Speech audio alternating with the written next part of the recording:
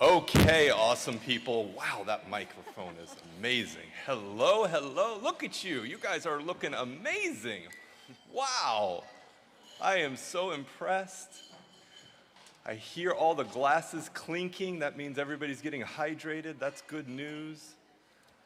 And I see how many friends and loved ones are out there doing incredible work. Folks, we're going to jump right in. So if you are going to attend this amazing session about our scaling solutions, I would love it if you would grab a seat so that we can begin.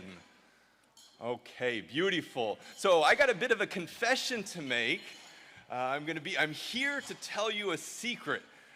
When I first heard about scaling solutions, my mind was kind of blown, and it was blown because I saw this immense opportunity that we have to create disability innovations that can scale around the world. And I think all of us get the idea that innovation is the key to empowering people with disabilities in countries in the global south, in the global north, and everywhere. And I think a lot of us get that innovation is more than just a buzzword. We can't just sit here and talk innovation, innovation, innovation. We actually have to do something about it. And I think a lot of us get that leadership is one of the keys to putting innovation into practice. And I have here today 4 of the most incredible leaders in innovation and disability rights.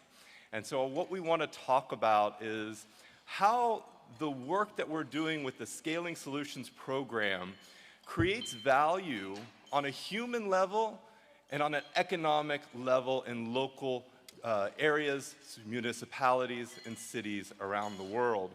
So I'll just ask every one of our panelists to briefly introduce themselves. We'll start with my dear friend and colleague, Sabine. Sabine, Zero Project, you tell us everything. Hello, my name is Sabine Wachanek. I'm leading the project Scaling Solutions from Zero Project point of view. I'm responsible for partnership development. I did bring my colleague Margaret. Please say hi, because unfortunately, due to an overlap, I have to leave this session right after. So I'm really sorry for this, and Margaret will jump in. She knows everything about it. So should I already, it's just presenting myself, or already present the program? No, we'll just present each individual first. Thank you, Sabine. Let's give a round of applause to Sabine for being so awesome. She is really taking this to another level. Thank you, Sabine. My next dear friend and colleague is Bernd from GIZ. Now, if you don't know GIZ, they are a government agency that is absolutely killing it when it comes to taking disability rights and moving it forward in countries around the world. So Bernd, I'll give it to you to introduce yourself. Thank you so much, Anthony, for the kind introduction, and welcome, everybody. My name is Bernd Schramm. I'm heading a global disability inclusion team at GIZ, and GIZ stands for German International Cooperation. I'm a white man with a little bit of dark skin, but I'm German, and I wear a gray suit, wear glasses, and I think I'm transitioning somehow between middle age and being a wise man, but I think all the other panelists are much wiser than me here. So, yeah, thank you very much. Beautiful. Thank you so much, Bernd. Let's give Bernd a round of applause and GIZ for being such incredible supporters of this work. Next up, we have the man, the myth, the legend, Neil Milliken from Atos. Neil, please, let's hear you. Thank you, and I'm loving the energy in the room. So I'm Neil Milliken. I am the Global Head of Accessibility at Atos, and I'm a middle-aged white male wearing a rather dashing corduroy jacket, which Anthony has expressed his jealousy of. So delighted to be here with you all. Amazing. Thank you, Neil. Let's give Neil a round of applause. Yeah, Neil. All right. Last, certainly not least, a person that I have an immense amount of respect for and admiration, one of my role models, one of my superheroes, Carola. Carola from Descubra-me. Let's hear from you, please. Hello, everyone. Well, for those who cannot see me, I'm trying to be blonde. As a hair, sometimes I'm wearing a light blue glasses. and I'm wearing a light brown jacket. I'm the Executive Director of Fundación Descúbreme. We are from Chile, representing Latin America. We are very proud because we have been involved in this program for almost 5 years. We do believe in the power that we have seen in every alumni that went through today the Zero Project Scaling Solution, former Impact Transfer, because it's a way that we can show to the world the wonderful initiatives that we will see today. So thank you very much, Anthony. Thank you, Carola. Let's give her a round of applause. Yes, please. Thank you. My name's Anthony. I'm chair of the board of Inclusive Creation. I've got dark salt and pepper hair, distinguished beard, and I'm wearing a blue suit. I'm really honored to be here because I've had a chance to take 12 disability innovations from different pockets around the world: Nigeria, the Democratic Republic of Congo, Chile, Paraguay, Korea, Australia, Netherlands, and bring them here today to showcase the work that they're doing and to help them scale around the world. And it's been an immense pleasure and honor, and that's what Scaling Solutions is all about. So I want to start off and just query our panelists to see what ways they think Scaling Solutions is creating value so that you can see what we've been able to achieve within this program. And I'm going to start with Sabine. Sabine, we have these 12 Scaling Solutions Fellows.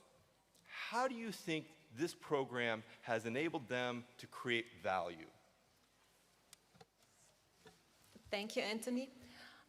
I think we from Zero Project, we are perfectly placed at this intersection between innovations and partners and our network. So what we really have to offer is basically all of you here, is our network of 10,000 and plus experts, hundreds of companies, leading experts in the field, where we can connect the innovations to. And that is really also dear to our heart, because how Scaling Solutions evolved was to see, now we have established this conference, we have established this network, we have these amazing people and access to amazing partnerships, and we want to give this, we want to provide our awardees with the network we have, with the leverage we have. And we thought, how can we even more use this conference, get one step closer to the implementation of the innovations, and that was when we founded Impact Transfer. It was first 6 years ago, I guess, 2018. Yeah, 6 years ago. Then with Fundación Descúbreme, very early, came in as a partner.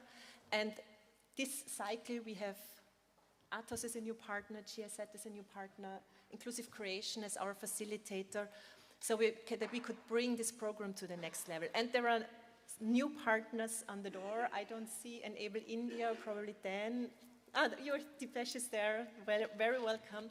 So we have new partners that will join the program and probably others ahead. So and we want to provide all our network. Thank you, Sabine. It sounds like what you're saying is the best value that the fellows get out of Scaling Solutions is sitting right here in this room, not just up here on the podium, but in those chairs out there. And I think that's what's really core to what Scaling Solutions is. It's a community. It's a community oriented around disability innovation. Brilliant. Thank you so much, Sabine. Let's hear from Neil. Neil, what do you think the biggest value that Scaling Solutions gives to the fellows at these 12 disability innovations that we have? Well, it gives them the knowledge and the skills on how to run their business and how to take it to the next level, and also the community, as mentioned. One of the key drivers for why we wanted to participate in this was that we often see duplication, and so by bringing the networks together, we can address the issues of duplication and actually turn something that could be challenging and problematic into a multiplier effect, because we can connect people that have similar topics. So I think that that's one of the key things that it makes me enthusiastic about the program. I absolutely love it. And I think what you just said there kind of hit me a little bit because I started my career as an advocate and then as a professor. And I opened my own company 3 years ago, and I had no idea what I was doing. I think the first time we actually made money off of one of our products, it blew my mind. But then I realized very quickly that I need to learn about business. I can't just be passionate and interested and this guy with a good idea. I need to know how to run a company. And I think you've hit the nail on the head. One of the things we provide to our fellows is a chance to take and rethink their initiative, to consider how is it going to be economically sustainable as well as scalable worldwide. Thank you, Neil. That's brilliant. Here we go. Let's hear from Carola. Carola, you've done so much work in this program over the years, so you've seen the trajectory that these fellows can achieve. What do you think the biggest value that we're giving them as part of this, this initiative? Thank you, Anthony. That's true. We have been working very hard the last 5-6 years through former Impact Transfer and today the Zero Project Scaling Solution. And we have seen that in countries like ours, in Latin America, in which we have few resources in order to implement great ideas, sometimes it takes time for us to address what can be achieved, how the impact can get to the people that finally can do some investment. And we have seen great ideas. 2 years ago, Descúbreme with the IDB Lab implemented 3 initiatives from a Zero Project Scaling Solution, one from India, other one from Portugal, and the other one from Spain. And we saw the impact, what it meant to try to replicate initiatives going through this program. So definitely it's a tremendous value to be part of. So we are very pleased. I love it. And I think the Latin America focus of some of our work is so incredibly important. I tell the fellows, the Scaling Solutions fellows, all the time that when you're talking about your work, you need to hit your audience in the head, the heart, and the hands. And one of the things I see in Latin America is heart. And I think if we can bring that heartbeat out to other countries around the world, that's the measure of success, and that's the true value that we can give as a program. So thank you, Carola. Brilliant, brilliant. I'll turn to Bernd now. Bernd, let's hear from you. What do you think the benefits are of this program to the fellows? Well, actually, I think we should ask the fellows what are the benefits of the program, not us here on the panel. And I think we have a great community here in the room. We have amazing fellows in the room here, and we just want to facilitate this program. Last year already we had a loose partnership with the Zero Project Impact Transfer Program, but at that time we were still running our own innovation challenge together with my dear friend Neil Milliken and his amazing team from Atos. But we partnered already with Zero Project. Now this year we are an official member because we really like to support the community here. I mean, GIZ is a big organization. We are working mainly on behalf of the German government in 120 countries in the world, more than 1,500 technical cooperation projects. And I think it's a huge network which we can bring into this Scaling Solutions program. And I particularly like the stress on scaling, because that is the real challenge. I mean, there's so many innovations around, but which one of them we can really scale to achieve impact? That's, I think, the crucial thing, and we hope we can at least contribute a little bit to the program. Thank you so much. Bernd, I love what you're saying here because it gives me a chance to talk about some of these numbers we're throwing around. So you mentioned 120 countries, and there's all of this impact we're achieving. I want to point something out. Behind every number, there's a story. There's a human life that's at stake. There's a hero that's trying to champion their work. And I think what Bernd's bringing forward is that the work that we do is all about championing those heroes. And I think that makes what we're doing so worthwhile, so meaningful. I want to move now. We've talked a lot about what Scaling Solutions is, what it means to the fellows, how we're creating value. I work with a lot of economists, and economists are always concerned with local economies. How are we building businesses? How are we creating local economies that can scale nationally, globally? So I want to think about that, local economies. How does Scaling Solutions create a local economy that's robust, that's enriching, and that's able to further our mission? Sabine, let's hear from you. Okay. Thank you. One of the main aims of Scaling Solution is exactly to build or to contribute building this ecosystem of disability innovation. And I think everybody, we are here all on the same page. Disability, it's a billion strong market. So if you foster innovation in that sector, you foster economic growth per se. If you foster scaling, you foster economic growth and you build on this. And in addition, you include persons with disabilities to society, to the labor market, to the economy. So it will benefit a lot at the end of the day, and this is also all our aim. Thank you, Sabine. When I think about disability innovations, you know what pops into my mind? The computer keyboard, which was originally invented, the predecessor was invented by an Italian guy hundreds of years ago, but with the intention that it should be a device that you can write with if you can't hold, in that day, it was a feather and a quill dipped in ink. And so when we think about the local economies, what we're able to do with disability innovations, it's not just about these niche products that are only, usable or accessible by a certain group of people. These are about technologies like speech to text and text to speech that everyone can get value out of, that everyone can get benefit out of. So for anyone who doubts the value that disability innovations can have for an economy, I say just look at the keyboard. Look at what that has done for society and for humanity. Or look at Siri, the applications on a cell phone, life changes for everybody to use that.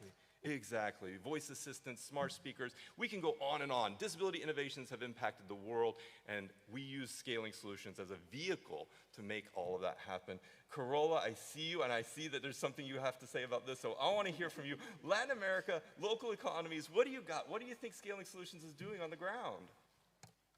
We have seen how many resources can be reallocated if we take advantage of innovation because the wheel was already developed in another part of the world. And listen to Sabine, it reminds me, what a wonderful initiative, and I hope that you all can have the chance to meet from Netherlands that can help us how to use the mobile for people with blindness. So, I can share with you many initiatives that we have been helping the last 5 years, but definitely it's something that we received the impact. We did investment in Latin American countries. Well, I invite you all to think and try to do the same thing in your own countries. Thank you. Amazing. I think what we're trying to get across here is that investing in disability innovations is investing in the future. I don't know about you guys, but I am tired of hearing about the latest crypto whatever.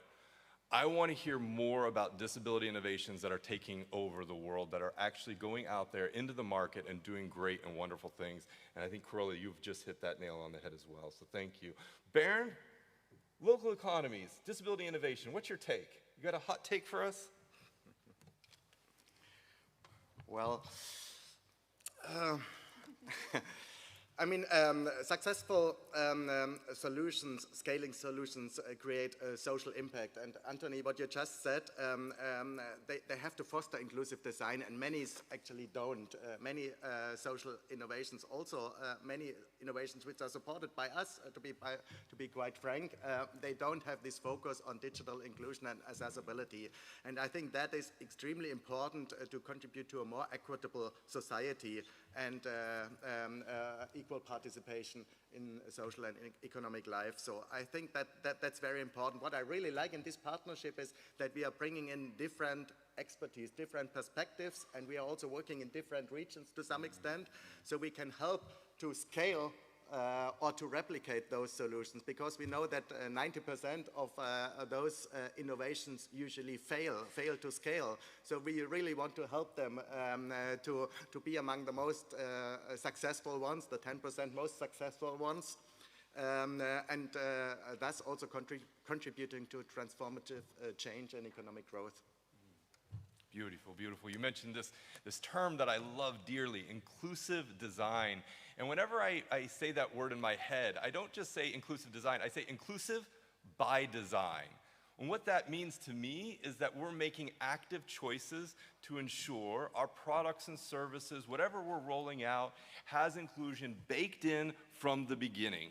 And this is what we hope to achieve with these scaling fellows. We're hoping to bake that inclusion aspect into their technologies, into their ideas, so that in the future, as they begin to take over the world, we know that they'll be accessible and usable by people with disabilities and everyone. Neil, local economies, disability innovation. I know you got a good idea here. Let's hear it. So we know that when people with disabilities go into employment, it not only improves their economic prospects, but often the economic prospects of their families as well, because with the lack of social infrastructure in many countries, support comes from family. So when you create employment for people with disabilities, you're also freeing up other people to participate in the economy. So it's a really important aspect of the work that we're doing here, because it has that multiplier effect again. So for me, working across the different cultural contexts is really important. You know, we come from the privileged global north. It's really important for us to understand how people apply and use technology and think about inclusion. And to your point, we need to show our intent all the way through the design process, so that it's a signal of intent within our organizations, but part of the participation in this is signaling intent to society that we must do better, that we must include people, and today's disability innovation is tomorrow's mainstream. Today's disability innovation is tomorrow's mainstream. That's so cool. I want to pick up on something else you said, because you mentioned family, and I think so many of us here have family members who are people with disabilities, or who have connected with people with disabilities. And I think the family connection here is so important when we talk about disability innovation, because you're not just bringing up a founder who's got a business and okay, great, but you're uplifting an entire family, you're uplifting an entire community. And that's what I think we have as something special, something that we're giving, that any old incubator program, any old business development program doesn't necessarily have at stake. So thank you for that. Awesome. All right, we got one more thing we want us to reflect on, one more key issue that we want to consider, and that's all about what has Scaling Solutions done to empower people with disabilities. Now, I love these listicles you get online, like top 5 reasons not to do this and top 3 reasons to do this. So I'm going to give each of our panelists the top 1 reason that you think Scaling Solutions is helping empower people with disabilities around the world. And I'm going to switch it up this time. We're going to go with Carola. Carola, you got a twinkle in your eye. I know you got something to say here. Let's hear it. Well, it's a very tough question, I have to say. But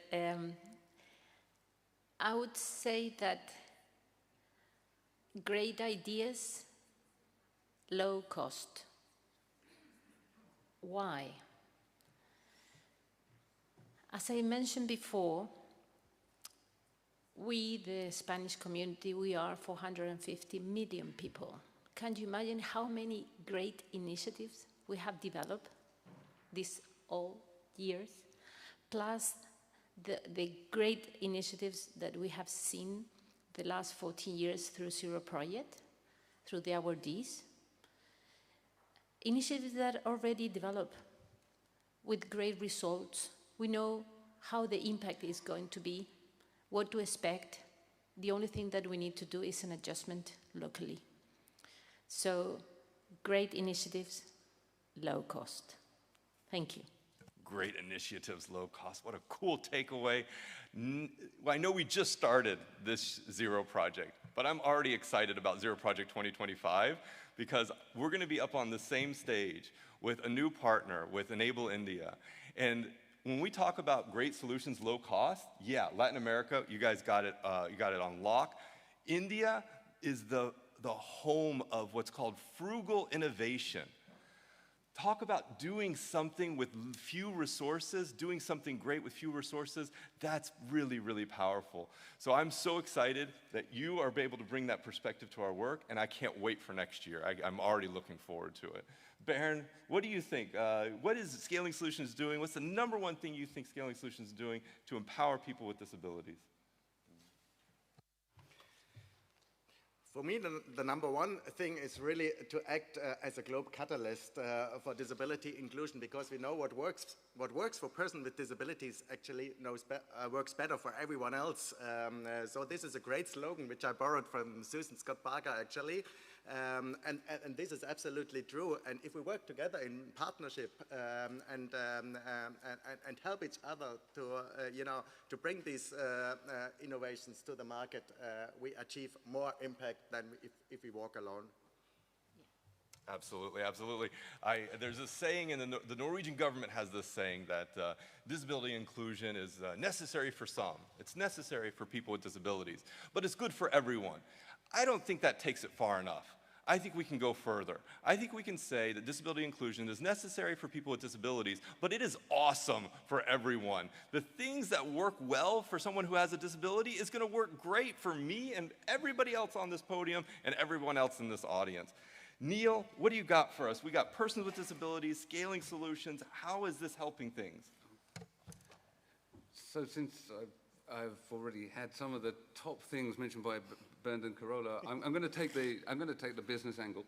Right? I think equipping entrepreneurs with business skills and the ability to pitch and to address the arguments that they need, because many of the people that come with solutions, people with disabilities are life hackers anyway, but they're not necessarily business hackers. And we're teaching people how to hack the system, how to make the connections, how to take their ideas and get them into the hands and the minds of the people that can back them and help them scale. So I think that for me, is really part of what makes this a great project. And again, the community of bringing people together and the sharing of ideas and the ability to cross-pollinate those ideas for maximum impact is really a powerful thing. There's such a good point here because there's this term in the business community called unicorn. And Neil, tell me if I'm wrong here. What is it, $1 billion investment? Yeah, it's a company with a $1 billion market value. So so it doesn't mean that they're turning over $1 billion. Yeah. It means that investors have decided that they're worth this amount of money. So they have the market capitalization of $1 billion. And I think that there, amongst disability innovation, there are some unicorns. Absolutely. But it's not, as they say, all rainbows and unicorns in this field, because people don't invest in disability innovation. And they should, because as I said, today's disability innovation is tomorrow's mainstream, but people traditionally have chosen stale, male, pale people that look like me, that typify where venture capital goes. And we need to change that by giving the people the skills that they need to be able to pitch and attract that funding so that they can be the next unicorn. So what I'm hearing is there might be a unicorn in this audience right now. We might have the first $1 billion disability innovation here today, which would be super, super exciting. Carola, I'm going to throw it back to you. Yeah, all this talk about investment, what do you think? How is this going to work with disability innovations? What do you think is the catalyst to bringing more funding in for these initiatives? I do believe that all the initiatives that we have seen, they have great, I'm going to talk about as a businesswoman, they have a great return of investment, definitely. But probably the big gap that we face sometimes is to show to our audience where are going to be the benefits. So if I have $1 million, definitely I will invest in any of the initiatives that we have working on in the Zero Praise Scaling solution. But if anyone asks you, if it's a good investment, yeah, you will receive the best return on investment if you invest in my initiative. I think part of that is simply what Neil had pointed out earlier, that what you get when you get a disability innovation is someone who has had to hack their life, their entire life. And they've innovated from day one. And so I think that's where there's a lot of this market value out of what we're doing. You have something else to add, Carola? Yeah, and definitely, you mentioned before, Anthony, it's not just for a small group of people that you're doing investment, you're doing for all of us. So that's why I do believe the return on investment is much, much higher than if you think that you're just doing it for a small group of people. You're doing for all of us. That's so cool. Neil, I got your fingers right on your microphone. Let's hear it. Let's Fingers hear it. on the buzzers, you're going to win some prizes. Well, because we think about disability in different contexts. So you've got permanent, temporary, and situational. So when we start actually looking at how these products can serve people who are situationally disabled, the market becomes much bigger. It's like with Siri and speech recognition and text-to-speech on your mobile devices. They've become ubiquitous technologies because if you're driving, you need to be hands-free. You can't use your hands. You shouldn't really be using your eyes because they should be on the road. So you're situationally disabled. So understanding the different contexts of disability can help then really widen that opportunity for marketing some of these solutions. Some are niche. Some are always going to address a specific thing. But when we're talking about the unicorns, it's the ones that address those situational needs that really have potential to scale at a really great level. No, I love that, because I think there is so much misconception about what we talk about when we talk about disability. I speak to corporates and business folks all the time, and when you say disability, they just think that, ooh, that's the very, very narrow part of the population. They don't understand, they don't realize that it covers everyone. We will all face, either through a colleague, connection, family member, or ourselves, some sort of disability, temporary, situational, or permanent. And I think that's a mindset switch that we all need to go through, not just here in the room. We need to bring that mindset switch to the rest of the world. So thank you for that, Neil. That's a really good point. Bernd, we're talking a lot about investment. We're talking a lot about business stuff. And how do we get the connection between disability innovations and the wider world? I wonder what your take is on this. How do you think we can continue this work to connect what we're doing to people who are just unfamiliar or not connected to our communities? Yeah, I think the world of innovation and the world of development cooperation, because I'm coming from development cooperation, so I'm talking about investments in the area of development cooperation, is still somehow disconnected to some extent, at least. We want to bring this together because we need technology and innovation also in development cooperation. Many projects are still, let's say, delivered in a more traditional way, and we need the spirit from these amazing innovators. We need technology. We need innovation to move to a more accessible and more equal world. This is a change of mindset also, because I mentioned it before. Many people think that inclusive innovations are just for a small minority of people with a specific impairment. But it's not like this, as I said, because what works for them works for many, many other people, as Neil and Carola just mentioned. It works for so many other people. And this message, to bring this message across, I think is not so easy, and we have to work all around the messaging as well to change this mindset. You're reminding me here of the disability rights mantra, the nothing about us without us. And I think we can say nothing about us without us, and everything is about us. everything that we do in our world is about disability and disability rights because it's part of the human experience. Margaret, you are here. You're representing Zero Project. Sabine had to step out to another session, but I want to hear from you. What do you think Scaling Solutions is doing to uplift communities of people with disabilities around the world?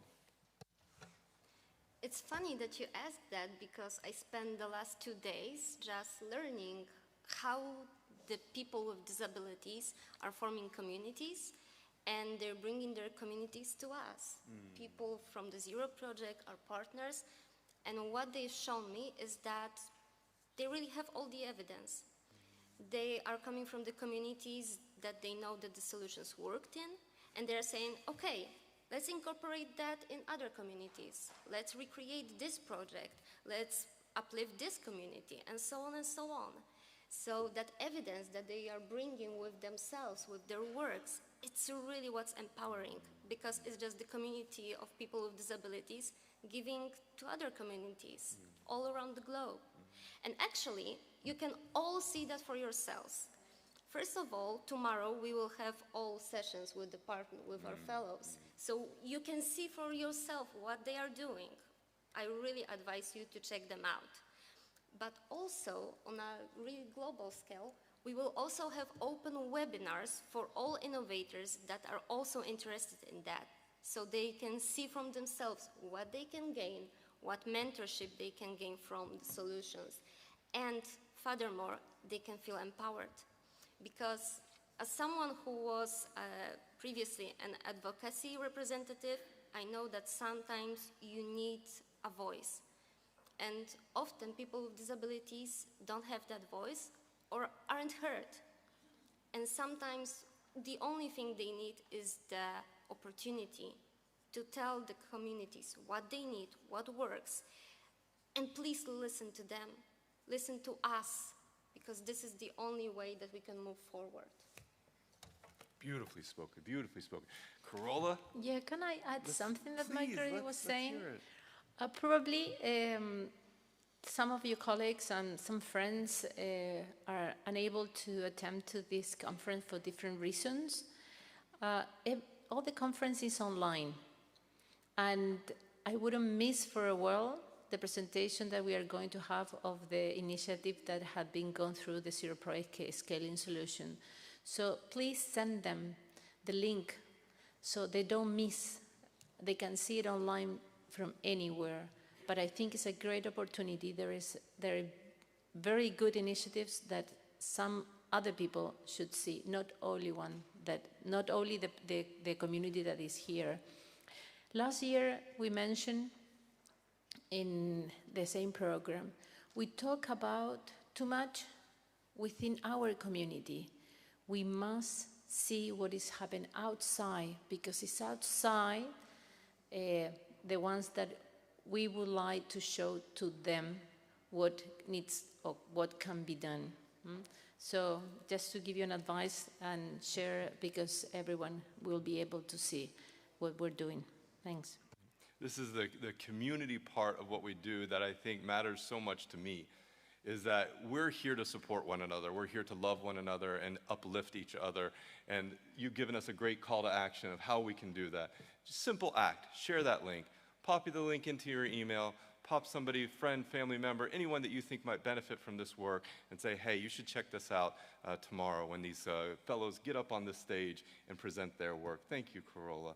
Let's do final remarks. I think there's still something left in the can that we can talk about, and I see Neil already ready to bring us some new knowledge, drop some knowledge on us, Neil. Okay, so following up on what Corolla said, I'm taking it from a business perspective. I think that we, as large organizations, need to engage more. I think it's coming because of all of the sort of ESG frameworks. And ESG has mainly, and people have talked about sustainability, they've talked about it in terms of the environment. It's so much more.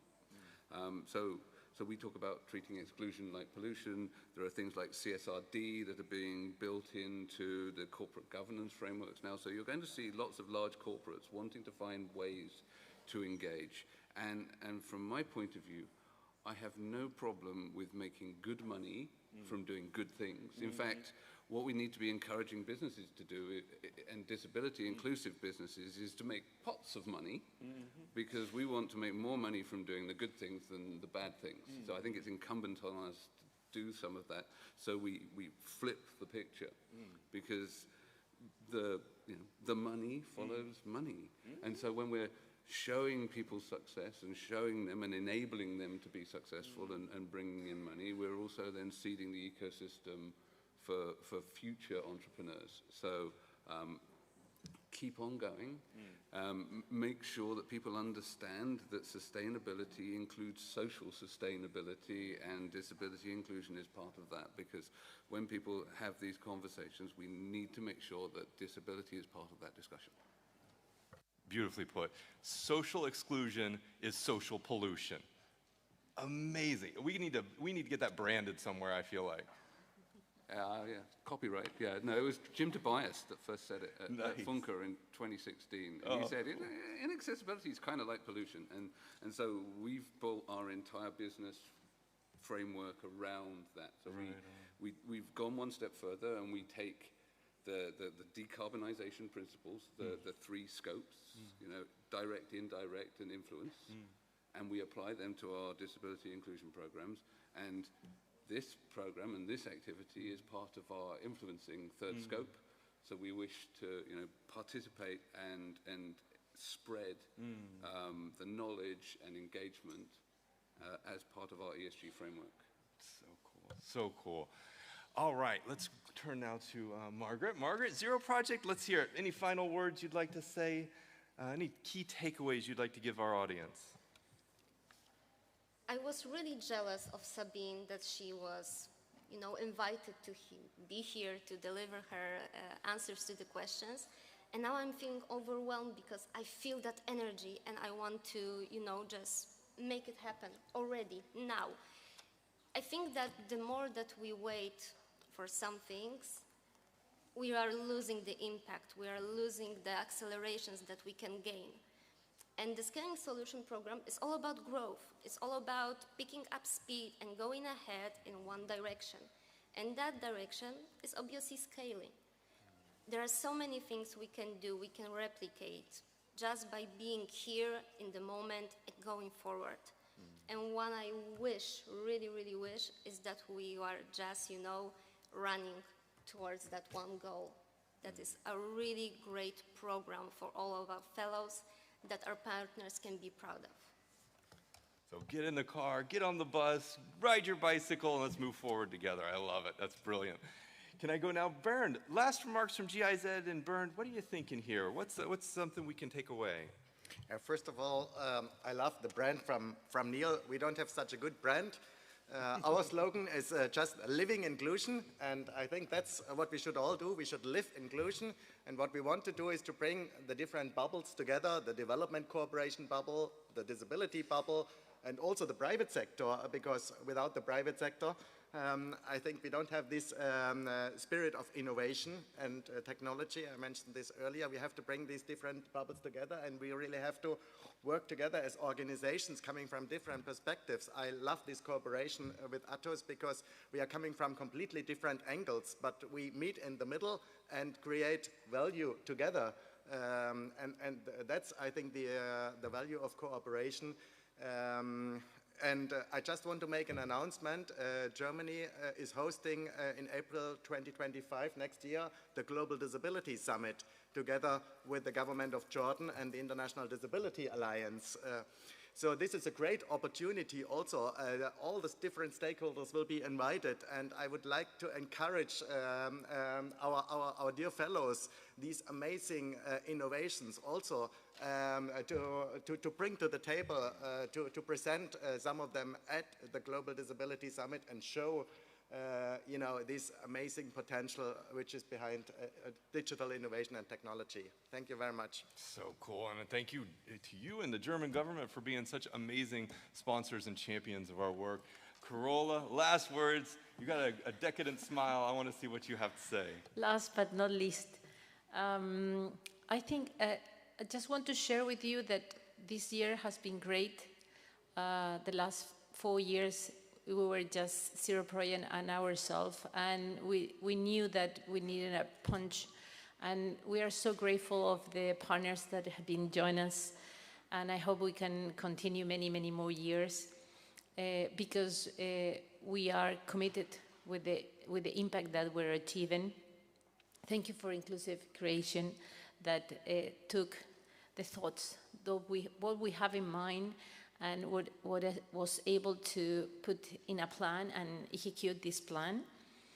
But also, I want to tell you all that we are not just here. We are thinking in May. In May, we have the Zero Project LATAM, and we will talk about Zero Project Scaling Solution. Don't forget, 450 million Spanish people which has many great initiatives. We also want to know them. But also we are inviting you, all of you, to see what they have. Maybe there is something that it might be valuable to replicate, an innovation that it might be valuable to implement in your own countries. So thank you. Awesome. I can't wait to get to Chile as well and be part of that amazing experience. I'm going to have to dust off my very rudimentary Spanish and try to work it into my everyday conversations. Tomorrow you have a unique opportunity to meet each one of these special groups. The Scaling Fellows are going to be presenting in 2 groups tomorrow here in this room and in the afternoon in M3. So please check your program, mark that down, because you have a chance now to connect with these folks who are doing such incredible work. And before we wrap up, before you even dare to start applauding anyone, I'm going to ask each one of the Scaling Fellows who are here today in this room to stand up for me, please. I see you out there. Please stand up. Yes, there you are. Stand up. There we go. And I'm going to invite the delegation to stand up as well, and we'll give them a round of applause for being absolutely amazing.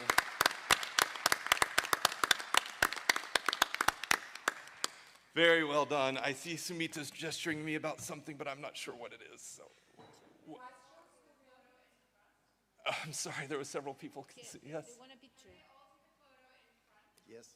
Yes. Okay. Was there? I'm sorry. What I would recommend and what I would invite everyone to do is to come up and meet each one of these wonderful human beings that are on the podium with me. We love talking and we love answering questions. So please connect with us. We have to clear the room here in a few minutes so that the next session can come in, and I am very strict on time. My other job is a professor, and my students do not let me go over time. So I'm going to thank each and every one of you for being here. I really appreciate it. Your attention is the most valuable commodity. We're happy to talk later.